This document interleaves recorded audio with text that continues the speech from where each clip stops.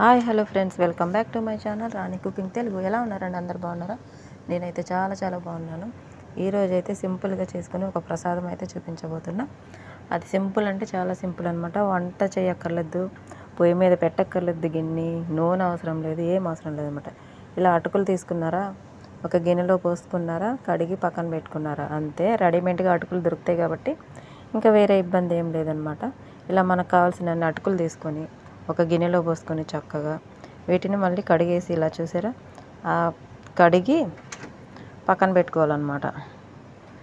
చూసారు, ఇలాంటి మంచి అటుకులు ఉంటాయి, మందంగా ఉండేటివి, అవి తీసుకోండి. బాగా పలసగా ఉంటాయి, అవి తీసుకోకండి. ఇప్పుడైతే నేను కడిగి పక్కన పెట్టుకున్నా.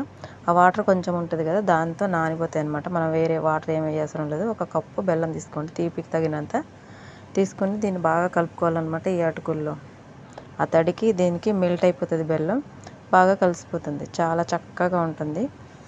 మనకి ఖర్జూరాలు దొరుకుతాయి కదా, అవి కావాలంటే వేసుకోండి.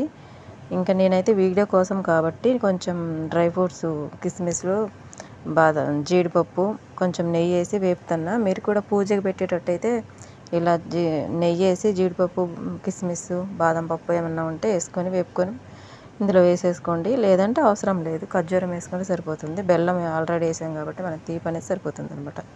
ఇంకేమీ అవసరం లేదు. నచ్చితే ఒక లైక్ చేయండి, మన ఛానల్ సబ్స్క్రైబ్ చేసుకోండి. ఫస్ట్ టైం ఎవరైనా చూస్తే కనుక సబ్స్క్రైబ్ అయితే చేసుకోండి, పక్కన గంట సింబల్ కొట్టండి. అందరికీ ముందుగా వరలక్ష్మి వ్రతం శుభాకాంక్షలు అనమాట. నచ్చితే ఒక లైక్ అయితే చేయండి. సింపుల్గా అయిపోతుంది, చాలా సింపుల్గా అయిపోతుంది. ఇది ఒక ప్రసాదంగా అయితే మీరు తీసుకోవచ్చు. ఏమంటారు ఫ్రెండ్స్? నచ్చితే ఒక లైక్ చేయండి అబ్బా, మర్చిపోకండి. Thank you very much.